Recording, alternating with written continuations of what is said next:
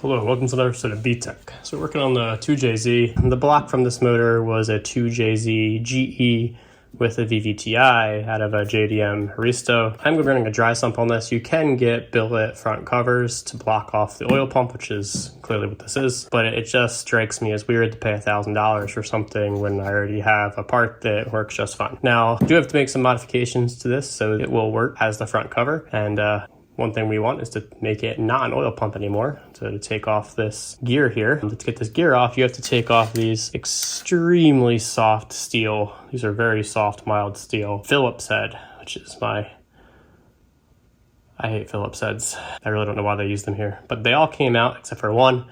And my favorite technique for getting stock Phillips heads out is welding a hex bolt, a spare hex bolt to the top, which I did here, and then it comes out nicely. All right, so take the cover off, and you see in here how these work. The crank, the front of the motor typically would spin this, and it would pump the oil around and around and around. We don't need it doing that anymore, so we're gonna see if we can pull the whole thing out now. It's very nice metal. I feel like I should make a decoration out of it. We clean it up and do something fun with it. Anyway, we also have the old front seal in there, right here. So the thing I like about the VVTi oil pump is that it already has a spot for the crank angle sensor, as well as a really nice, I think it's like 36 tooth or something, or 36 minus 2, I forget, something around there.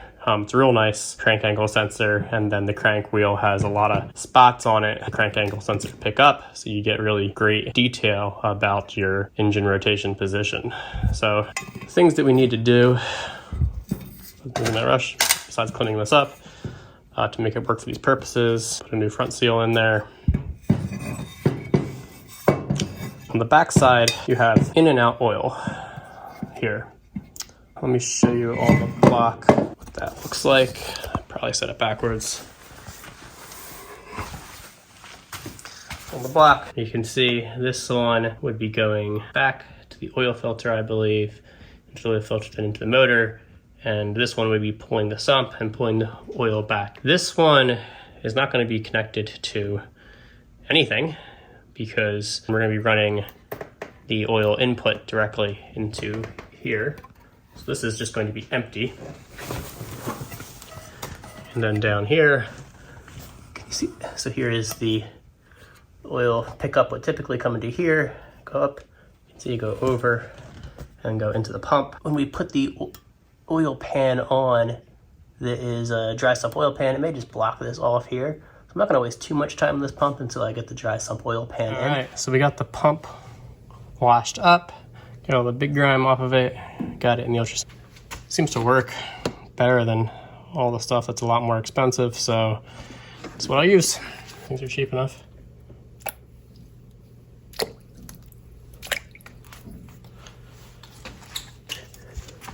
All right, get the ultrasonic function turned on and let it soak.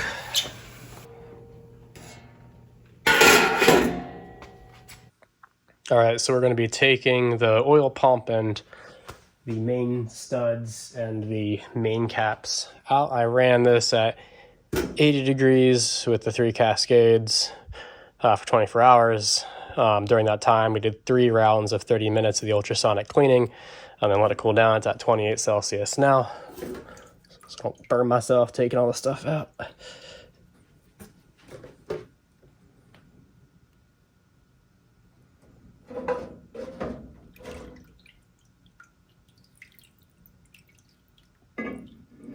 Oh, fascinating.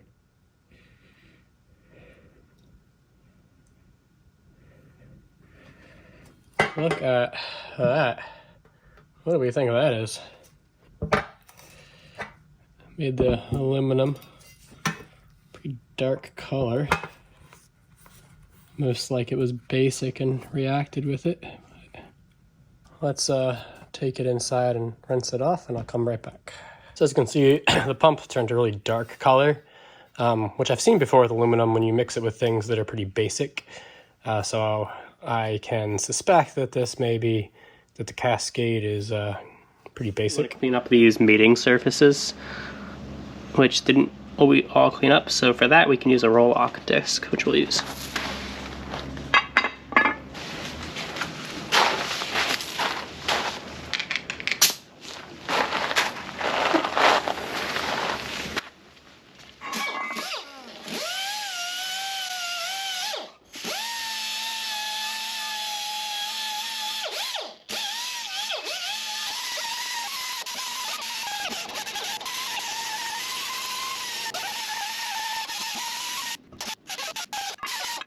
Sand is pretty wet and clumpy and didn't work in the Harbor Freight blaster as is.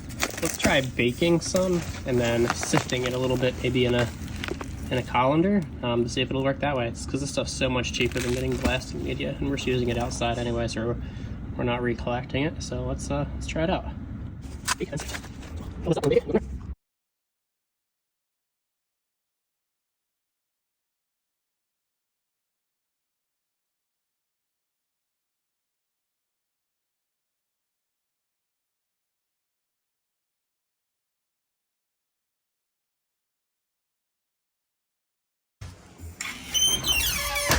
Alright, my steam blast coming out of there, which is a good sign.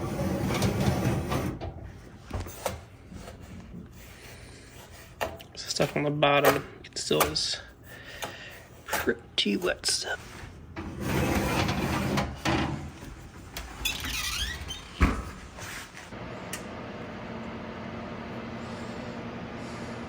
Alright, so we have our dry sand. You can see how easy the stuff flows compared to our wet sand, which is sticky, chunky. But we want to see if we can make it even better. So what we're going to do is see if this colander is the right size to sift some of this stuff through. And it is. So we want to catch all the big pieces and only let the small pieces through. Well, to the best of our ability, I should say.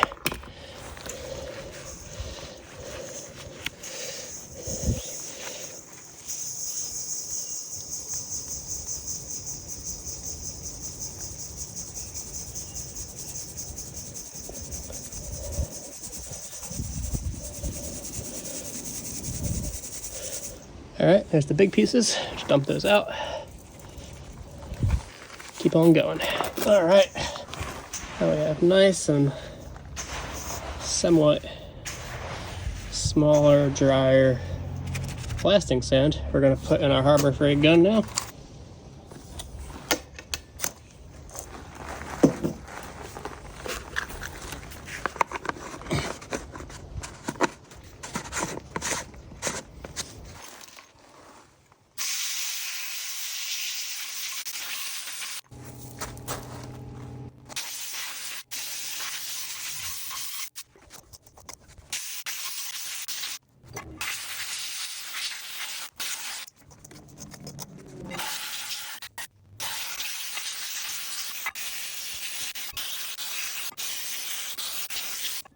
Today we are going to be installing the dry sump oil system from Dailey Engineering on the 2JZ.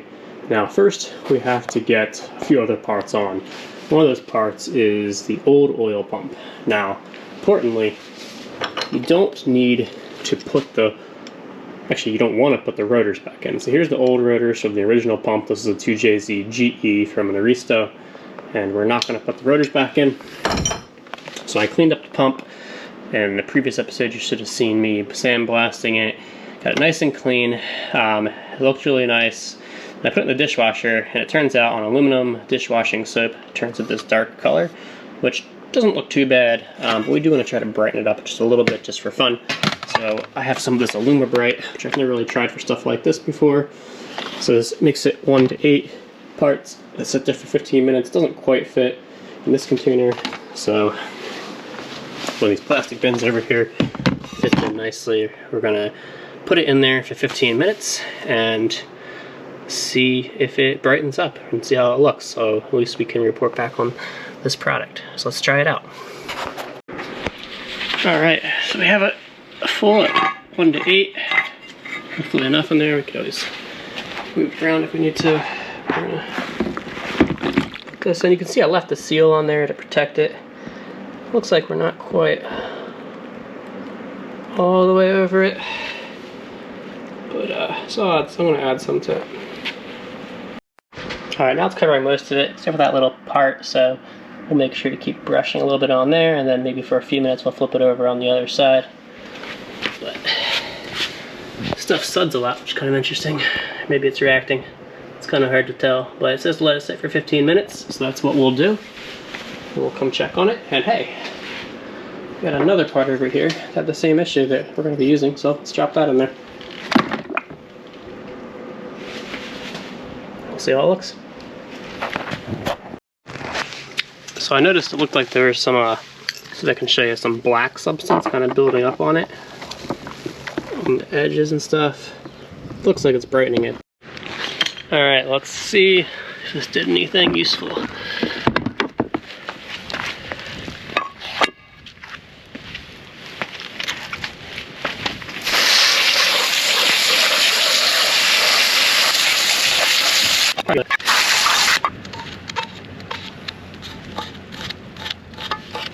It's almost got this like residue on it that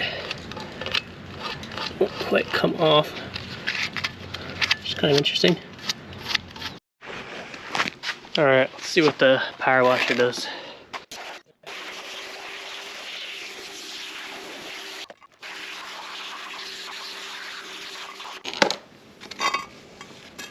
It's definitely brighter than it was, but maybe not quite where it could be.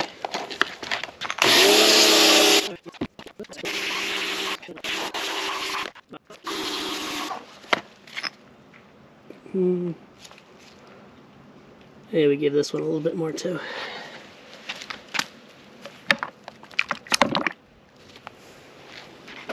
Check back in a bit. Alright, so cleaned up decently. Definitely bright. It has a kind of interesting kind of like swirl appearance to the metal, but it's okay with me. This motor is not supposed to win a beauty contest. It's supposed to power a race car. And it is very clean. Now on the side here, there's typically a 1/2 inch NPT there we pulled out, and a 28mm Welch plug which we pulled out because I just don't like rust. And this is standard, some type of steel. Maybe it's zinc plated or whatever, but after you dip it in some of the acid to clean the aluminum, it just flash rusts. Same as the Welch plug which we pulled out. That's why it's got a big hole in it, because we pulled it out. So we're going to place these with stainless steel. But first we have to drill and tap. We could just put a Welch plug back in there, but I prefer just to drill and tap it. It's 28mm, so we can pretty easily drill it out just a tiny bit and tap it for 1 inch NPT. Then we can plug those up and call it a day.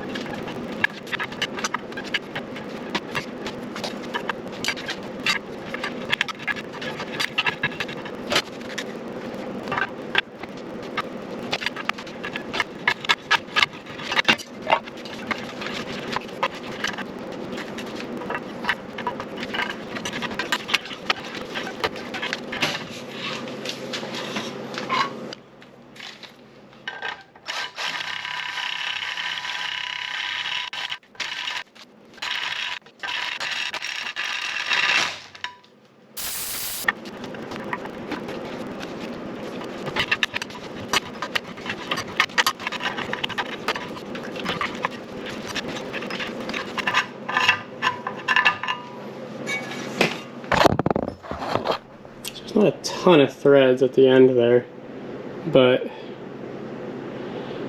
as long as we epoxy it and the fact that there's no oil flowing here in the first place, we should be good. find out. All right, so we have the old oil pump, going to be now a oil pump cover, all cleaned up. We still don't have the back plate on. We're going to put that on, don't worry. And we took the 1/2 inch NPT plug out of here, and then we took the Welsh plug out of here, and we bored it out a little bit, or drilled it out a little bit, and then added some 1-inch NPT threads, so that way we can take our 1-inch NPT plug and fit it in there, and then we can take our 1/2 inch NPT plug, put it in here. And the difference between the stock ones is these are stainless steel, so they won't rust. Basically, they just look nicer. It's the only reason I'm really doing this. Maybe they'll hold up stronger. I'm going to epoxy them in there with JB Weld, so they're not coming out anytime soon, and that'll be really nice, high temperature, leak-proof seal. Whenever I want to seal threads permanently, something that's extremely strong that can handle some pretty high heat, we're going to use JB Weld on it. So we're going to JB Weld both of these in there now.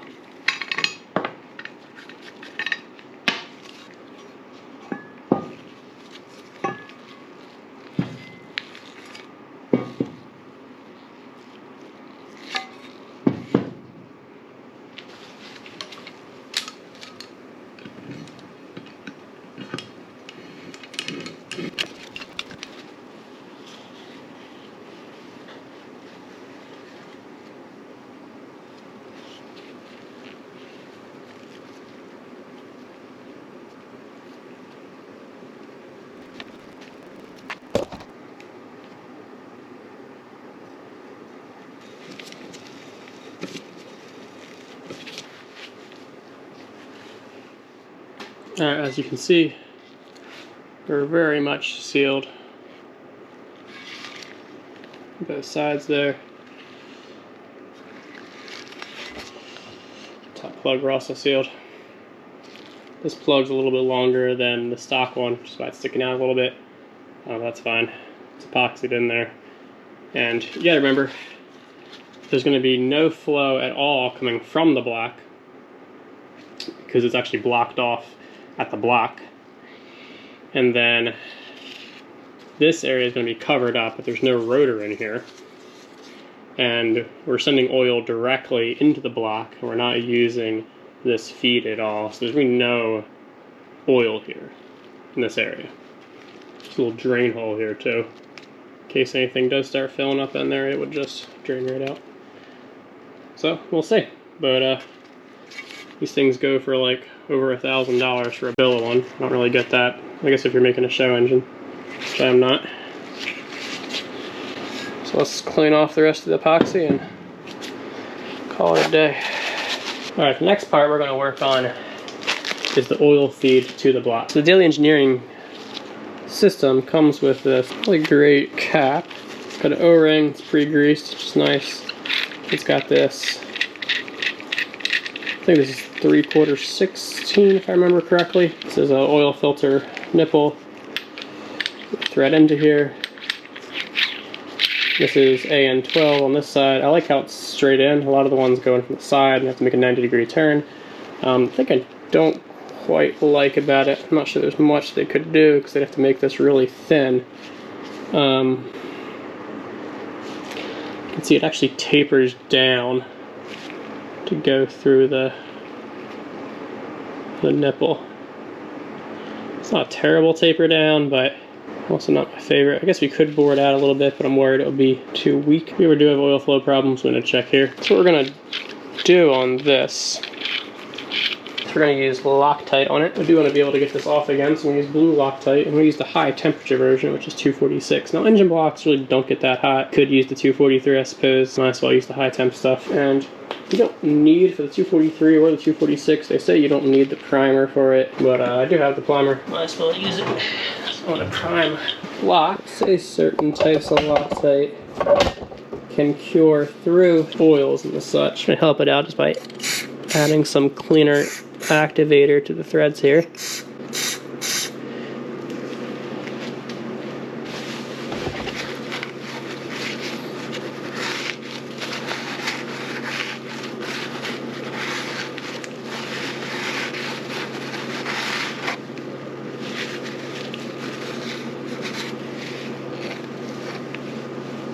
going to start by putting the long part into here to the adapter. We are using this for sealing.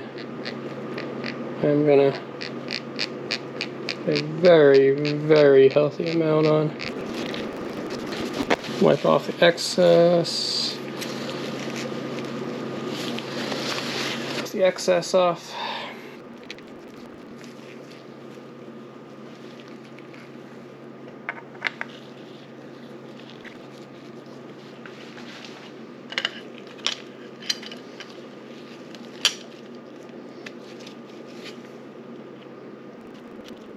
Alright, I got that good and snug. And to protect the fitting, I'll put the cap back on. Alright, now we're ready to start reassembling the pump, which is really now just going to be a front cover and a spot to put the oil seal. So, as you remember, really the only thing you have to do to convert these is to take the rotors out. So you don't need the rotors to pump the oil anymore. For this type of kit, it doesn't even matter if you block anything off, since it's already blocked off by the oil pan, as well as the way that we're adding oil directly into the motor. So for us, just to make it look a little nicer, we epoxied these in, and they're stainless steel just so it doesn't look rusty. You do want these covered up so we don't get dust into the motor. Now what we're going to do is we're going to put the plate back on the back. We're going to use stainless steel instead of using Phillips head, which I hate Phillips head. We're going to use some of these hex stainless steels. We cleaned up all the other hardware that came with it. Instead of putting the full pressure control valve back in, we're just going to put this cap back in the top, all with some high temperature blue Loctite. And then we're going to seal this onto the motor. So let's get assembling.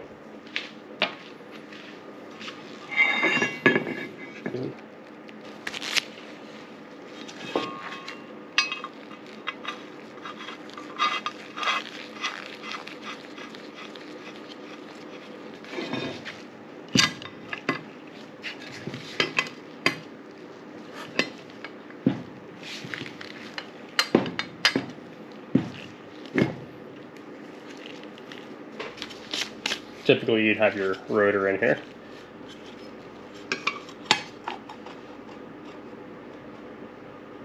This area does not ever need to be sealed, since this would all be in the motor. Oil can come back out of it, go back into the pan, it's no problem.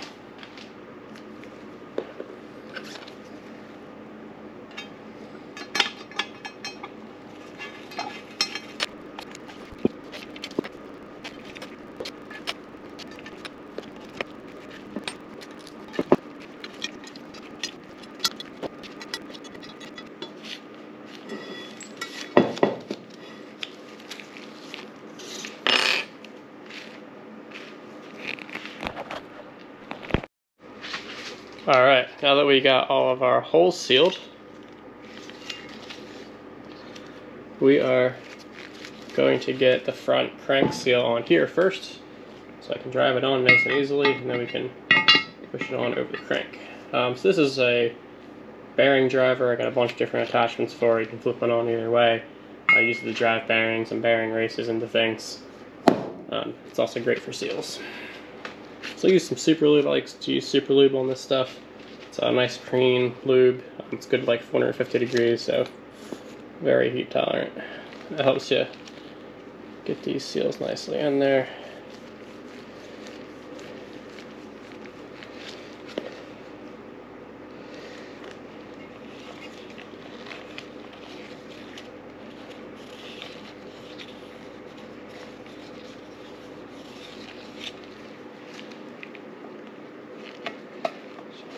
Get that nice and squared.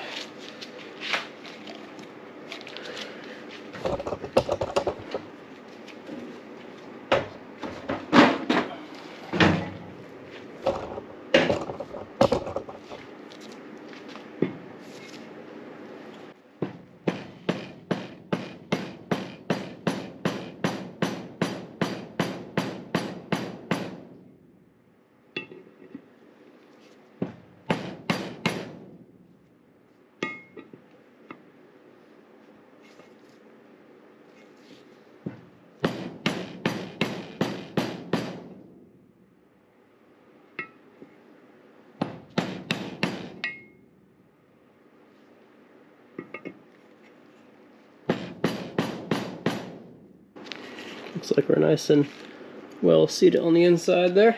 Looks good. Now we can put grease on the inside and put it on the crank so we can fit it with the crank.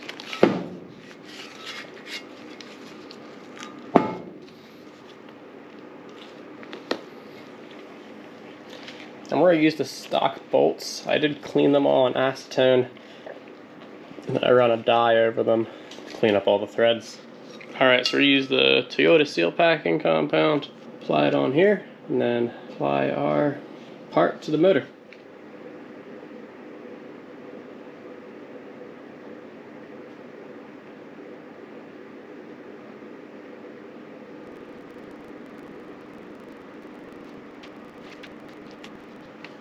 So you don't need it on this side because of the O-ring, which is why I'm wiping most of it off, but I do want a little bit of it on there. And I know you don't have to have it up here. I did that just because the motor was a little rusty under here when I took it apart, so hoping to keep water from getting trapped back here. So we'll just spread it out a little bit.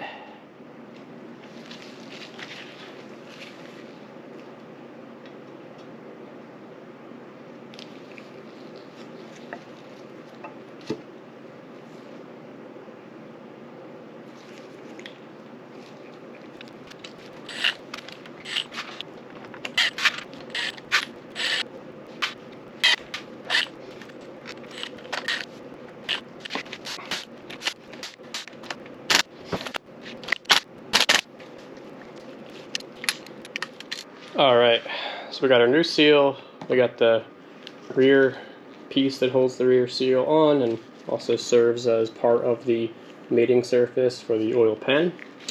Cleaned it up, got the old silicone off of it, so we're ready to super lube up the seal and start hammering in. Now I don't have a piece that is this diameter. My bearing drivers just aren't that big, and I don't have any sockets that big. What I'll do instead is just going to tap around with a plastic hammer to slowly get that in place. We may need some help from the metal hammer just for weight.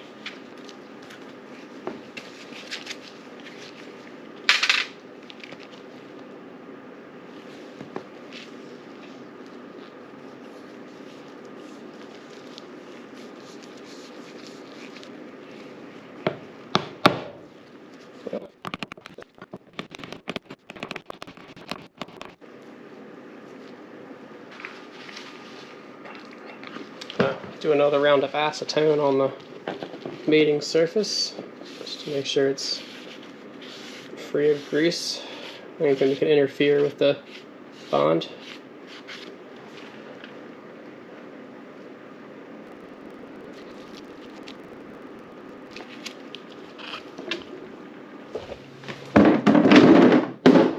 There are two locating pins here and here, so you don't need the bolts to get it aligned, which is nice.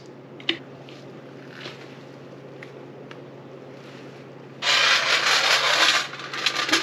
going to use some of the high temperature Loctite on these bolts, especially since this is where the bell housing and the clutches and everything. The last thing you want is any type of bolt rattling out and destroying your drivetrain.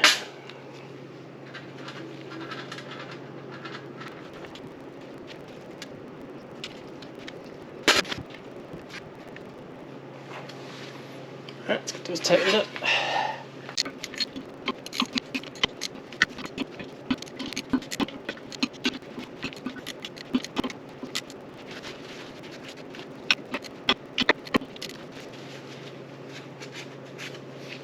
Alright, now what we're going to do is we got to clean this mating surface with the oil pan. Alright, now we're ready to install the oil pan. Got the oil pump on, oil pump cover that is. We got the real cover and seal on, and we cleaned the mating surface and we greased it. We put a new O-ring here, even though this is not going to be used. It's just to help block it off, so we're not pulling any extra vacuum through there. But you might be thinking, why did I grease it? Well, it's because our beautiful new Dailey Engineering pan actually uses an O-ring. So the O-ring is greased off and laid in here. These pans are pretty amazing. It's all single billet piece. It's the pump actually pulls in 3 stages here, which actually are pulling in from under this portion. You can actually see some of the grate there. That's where the oil gets pulled in. The crank's spinning around, splashing it this way, and it's being sucked right in. We also see that there's, you can see the mesh down there, and this is all, see it easier when I put it together, but the whole bottom's bolted on there, so you can service it by taking it apart. There are 2 optional vacuum ports here, which this motor doesn't need. It's more of a higher performance than I'll be using. Now, the one thing I'm not sure on is how well the O-ring will seal going through here. So I'm going to put a little dab, just a little dab of FPIG on those sections. But otherwise, we'll just be using the O-ring. One thing to keep in mind with these two is they do not use any locator pins, so you have to make sure all the locator pins are removed from your motor. Alright, let's get it installed.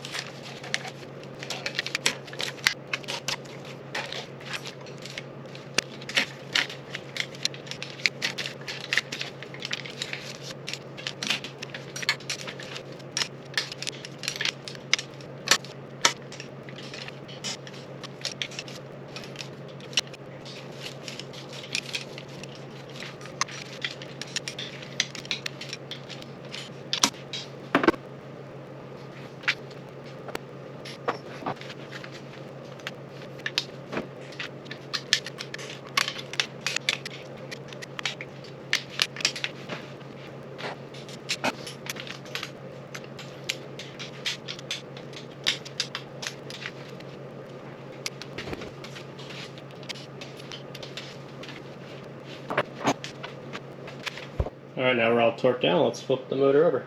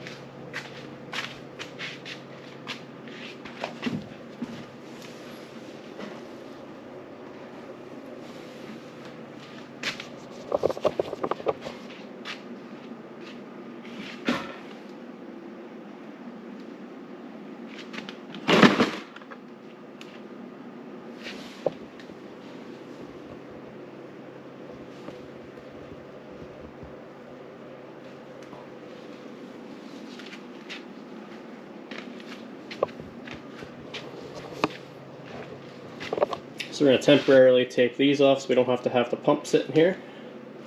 We're going to get the head on and the water pump. Until next time.